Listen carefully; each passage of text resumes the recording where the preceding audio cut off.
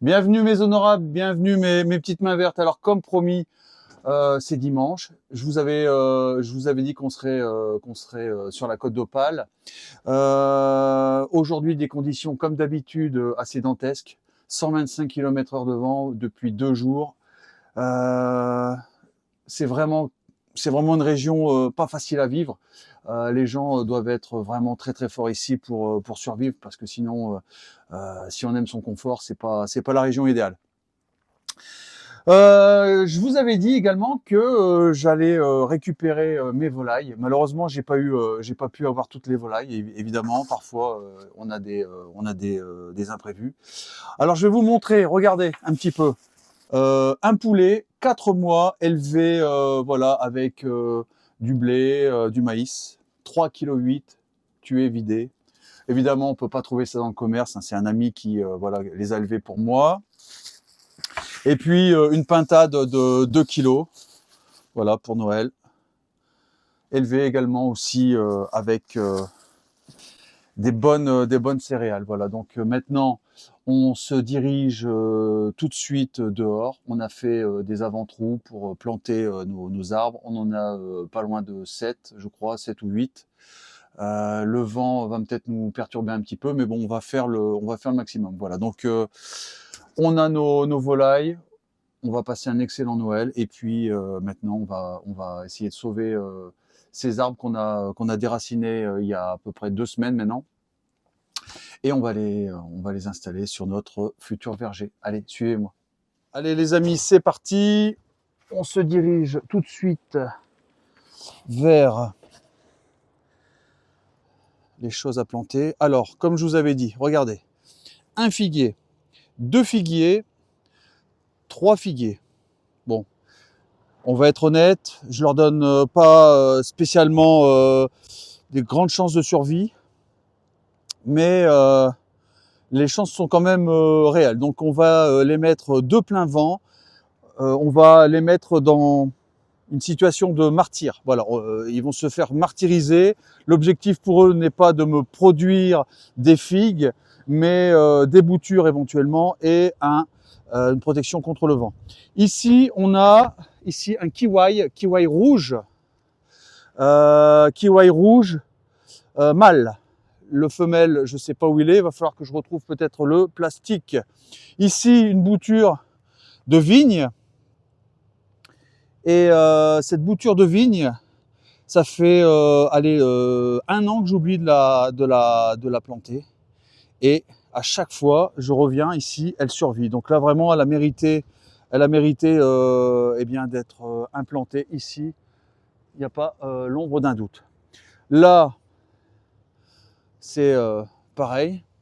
Le prunier Victoria. Ici, un petit poirier beurré le brun. Hop, ici. Donc, je sais plus exactement, mais ça, c'est un hybride. Et puis là, un autre poirier. Voilà. Pourquoi j'ai pris des poiriers? Parce qu'ici, c'est très calcaire et les poiriers se portent très très bien. Je ne sais pas pourquoi, mais vous voyez ici par exemple, c'est un poirier. Regardez tous ces bourgeons, c'est assez impressionnant. Donc oui, ici, les poiriers s'y plaisent. Donc on va commencer à les implanter. Mais avant ça, je vous fais faire un petit tour de manège. Allez les amis, suivez-moi. On va d'abord mettre nos plantes martyrs, les figuiers de plein vent face à la baie de Vissant. Come on. Alors, j'ai fait, comme vous pouvez le voir, les avant-trous. On a adapté à la taille des racines. Je vais encore un petit peu ameublir, mais ça me paraît pas mal. Voilà, on est à facilement 30 cm, 40 cm de profondeur et on va installer donc les racines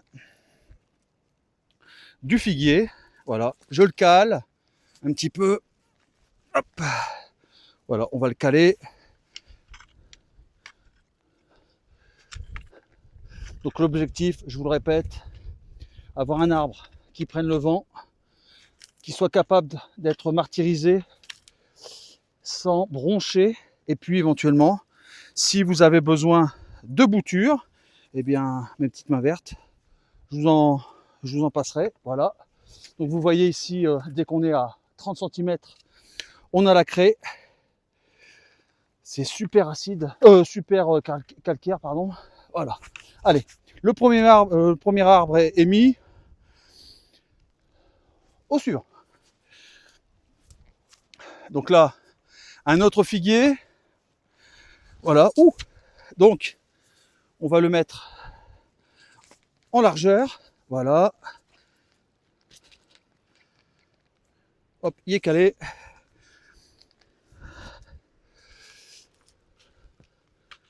Voilà.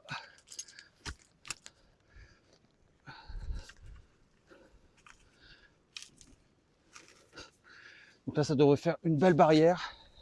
C'est ça l'important pour moi. Que mes fruits derrière, mes fruitiers puissent bénéficier du calme. Regardez, on commence à voir la mer. On avait encore tout à l'heure pas loin de 100 km/h de vent. Ah, ici, c'est pas un pays pour les sensibles. On peut pas être sensible ici. Voilà. Les éléments sont super durs.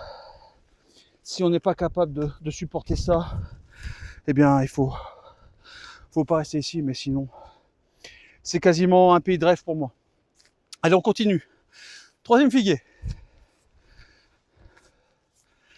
Voilà.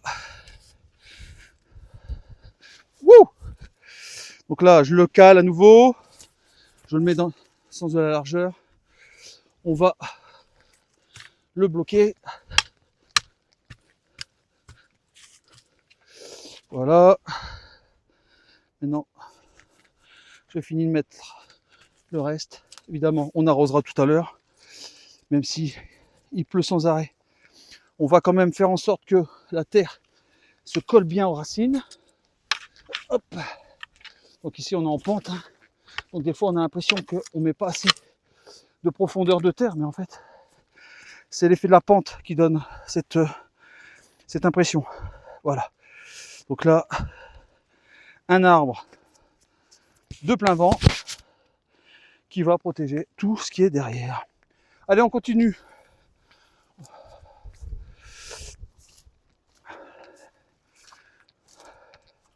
Donc là, ici, j'ai mis la petite vigne qui veut absolument vivre. J'avais pas de place pour elle, mais bon, elle a mérité. Allez, je mets maintenant mon petit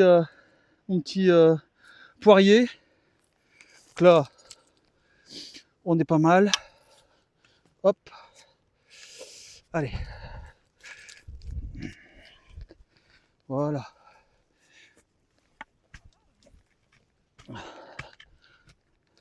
Bon, je voudrais pas l'abîmer. Voilà. Allez. Bon, celui-là, c'est pas très bien mis, mais ça va se remplir correctement une fois qu'on aura arrosé. Voilà. Donc là, comme on est en plein vent, je préfère mettre les plus petits. Ils ont besoin de moins d'eau. Et puis c'était, on va se charger de les arroser. Allez, on va planter ce poirier qui vient de la maison. D'accord. Voilà, donc lui, je donne pas cher de sa peau parce que passer d'une terre acide à une terre aussi calcaire, ça risque d'être un choc. C'est pour ça que j'ai laissé beaucoup de terre autour de sa motte. Hop. Là, c'était des protections contre les chats qui venaient le griffer et l'abîmer. Voilà. Donc là, je vais prendre après cette terre pour la mettre sur l'arbre de tout à l'heure, le petit. Hop.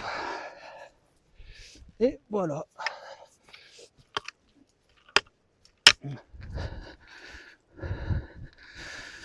Hop. Donc je vais récupérer cette terre. Bon, on n'est pas pressé pour mettre sur le petit arbre qu'on vient juste de faire avant. Allez, on continue.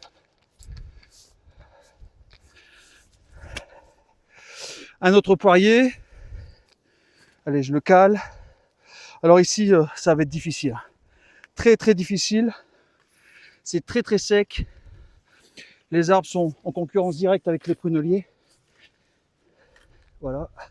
Donc, il va falloir, courant de l'hiver, que je revienne lui apporter de la nourriture, lui apporter de l'eau pour déjouer la concurrence. Voilà. Donc là, on l'a déjà pas mal recouvert. Hop. Et puis on arrosera ensuite. Ouh.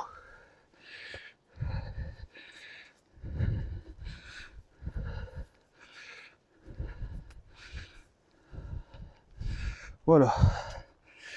Est-ce qu'il est pas mal? Je vais le mettre un petit peu penché vers l'avant parce qu'il va prendre le vent pleine figure. Voilà. Allez. Bon là, il m'aurait fallu un râteau pour rater. Hop là.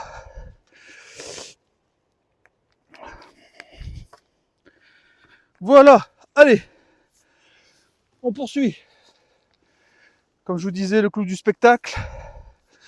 Mon poirier qui fait quasiment 3 mètres. Hop. Donc là, il s'est déjà un petit peu ratatiné. Voilà. Pas mal. Allez.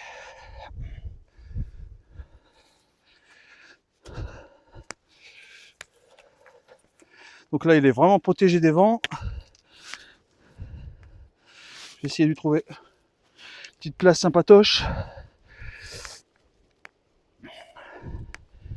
Et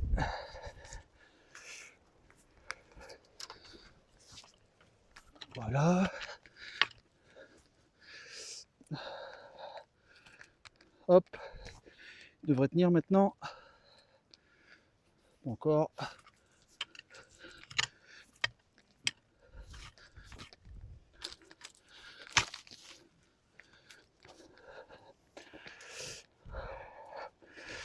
Hop. Voilà. Allez. Je continue.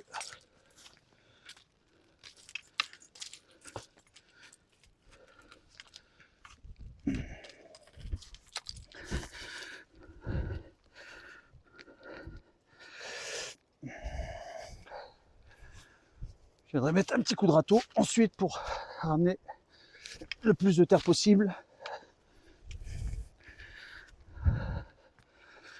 Hop. Allez. On finit avec cette petite motte. Le point de greffe, il est au-dessus. Impeccable. Voilà, donc lui, je l'arrose de suite.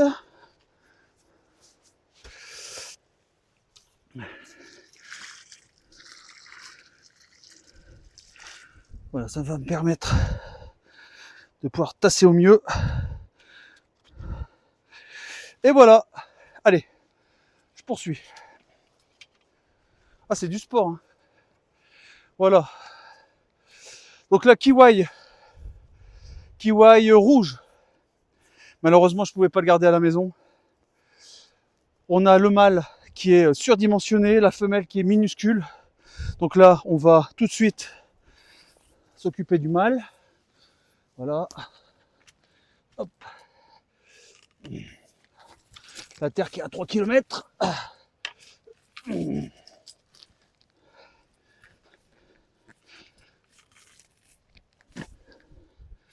Voilà.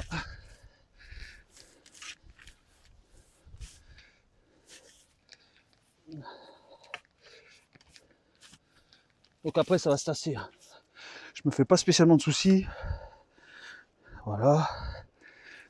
On va arroser pour que tout s'agglutine.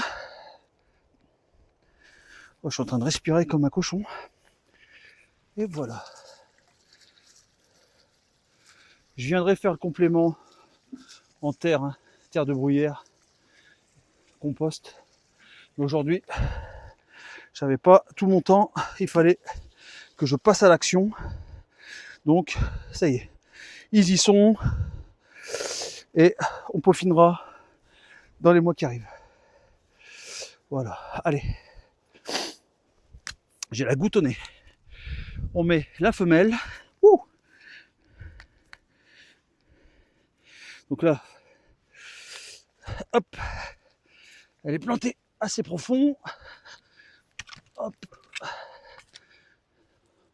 Je lui mettrai pareil un petit peu d'eau pour que les racines soient correctement en contact avec la nouvelle terre.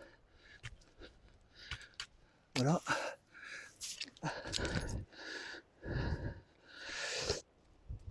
En espérant. Ouh.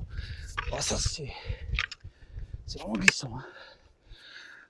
Voilà. Donc là, c'est proche du grillage, ça pourra s'accrocher et rentrer en concurrence avec les pruneliers. Ça, ce serait bien. Allez, je me lave les mains, j'arrose tous les arbres malgré la semaine de pluie et les 120 km/h de vent. Je m'occupe de ça et je vous reprends après.